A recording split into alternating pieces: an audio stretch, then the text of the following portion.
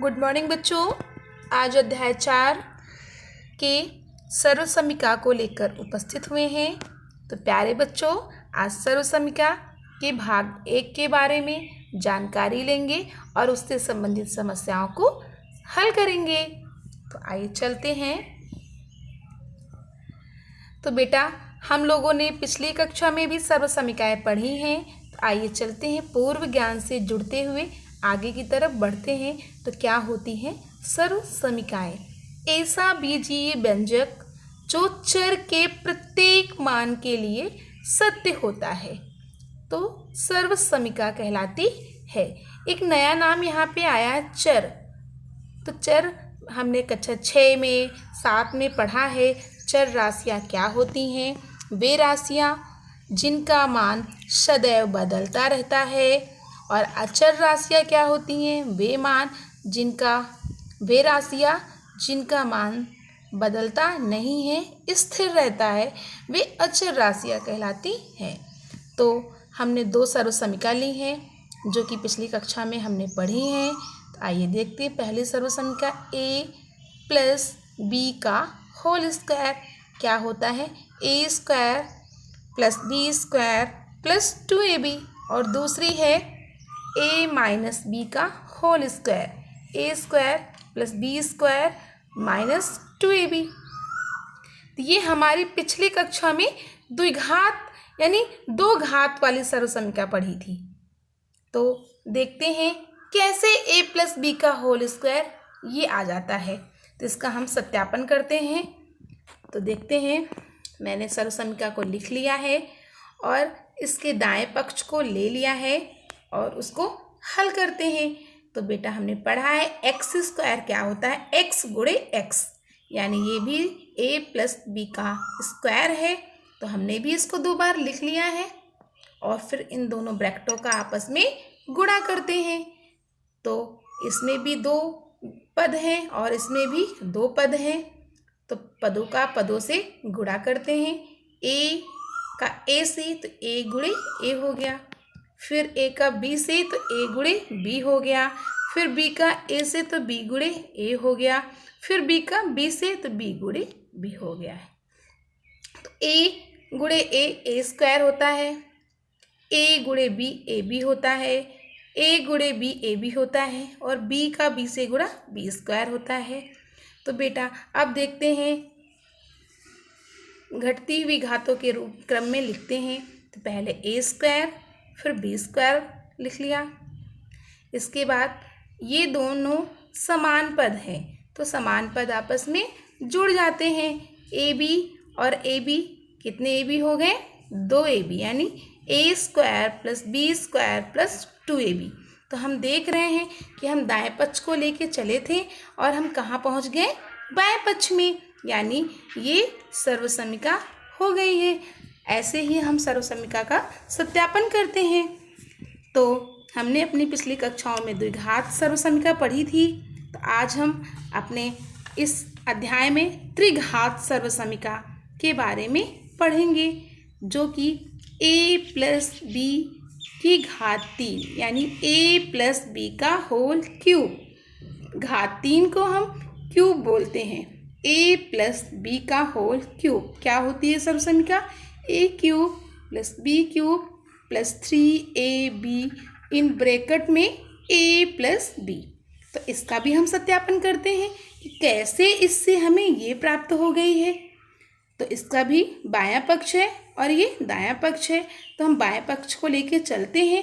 अगर हम दाएं पक्ष में पहुंच जाते हैं तो ये हमारी सर्वसमिका सही है, अन्यथा गलत है। तो लेते हैं बाएं पक्ष को, a प्लस बी का होल क्यूब है यानी 3 बार। तो मैंने 3 बार लिख लिया है। तो a प्लस बी तो है ही, हमने पिछली सर्वसमिका में पढ़ा है a प्लस बी का होल स्क्वायर, जिसका विस्तार a square plus 2ab plus b square होता है। अभी हमने ऊपर पढ़ा है, उसी को मैंने यहाँ पे लिख लिया है। अब ये 2 ब्रैकेट हो गए हैं, हमें इनका आपस में गुणा करना है। तो यहाँ भी 2 पद हैं और यहाँ 1 2 3 पद हैं। तो चलते हैं, गुणा करते हैं। पहले a का तीनों पदों से, फिर बी का तीनों पदों से। ए का जब स्क्वायर से गुणा करते हैं तो एक घात और बढ़ गई, ए की घात 3 हो गया।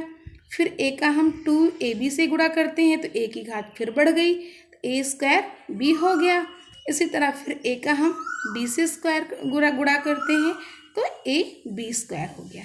इसी प्रकार हम बी का ए स्क्वायर से करते हैं तो बी ए स्क्वायर हो गया है। बी का 2ab से करते हैं तो 2ab स्क्वायर हो गया है। और बी का बी स्क्वायर से यानी एक घात इसकी भी बढ़ गई, बी क्यूब हो गई। तो पहले हम बड़ी घातों को लिख लेते हैं, ए क्यूब और बी क्यूब को लिख लिया है। फिर समान देखते हैं, ये एक 2ab स्क्वायर हुआ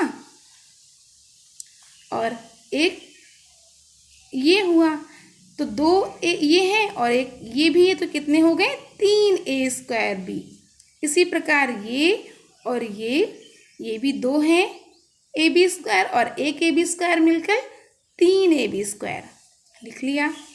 अब फिर से हम ए क्यूब बी क्यूब को उतारते हैं। हम देख रहे हैं इन दोनों पदों में कुछ उभय निष्ठ है यानी कॉमन है, तो हम उसको ले लेते हैं बाहर। 3 भी यहाँ है और यहाँ है, इसको ले लिया। ए यहाँ है, इसको ले लिया। और बी भी यहाँ है, इसको भी ले लिया।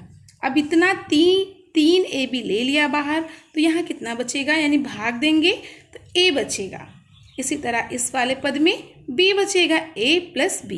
तो हमें पता चल गई कि हम बाएं पक्ष से चले थे और पहुँचे कहाँ, दाएं पक्ष में, यानी हमारी दी हुई सर्वसमीका सत्यापित हो गई। इसके लिए हम कुछ उदाहरण को भी देखते हैं जिससे हमारा और भी अच्छे से समझ में आ जाएगा। इसके लिए मैंने एक उदाहरण लिया है, x प्लस 2y का होल क्यूब। यानी हमें दिख रही है कि हमें पिछली सर्वसमीका जो थी वैसे ही मिल रही है ना उसके बाएं पक्ष से। देखो a की जगह पे x है और b की जगह पे 2y है, बिल्कुल वैसे ही है। तो इसका हम ये वाला विस्तार भी इसका लिख देते हैं, यानी a क्यूब, a की जगह x है और b की जगह 2y है। a की जगह x क्यूब, b की जगह 2y का क्यूब हो गया, प्लस 3ab होता है।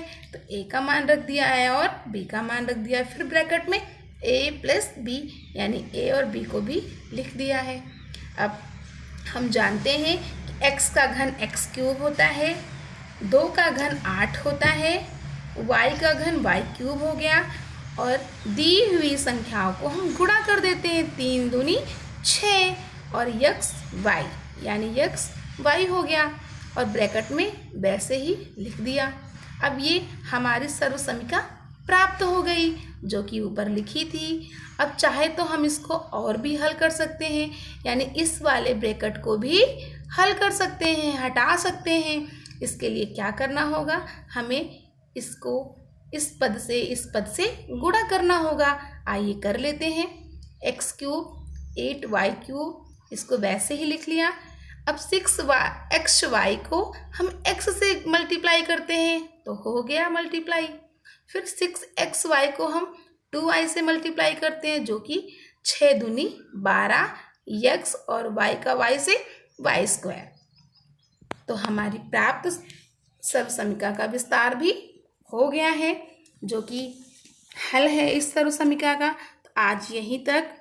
तो बेटा होमवर्क में हम दूसरी सर्वसमीका a माइनस बी का होल क्यूब का सत्यापन आप लोग करेंगे और उसका दिया हुआ उदाहरण भी हल करेंगे और चैप्टर के क्वेश्चन भी सॉल्व करेंगे।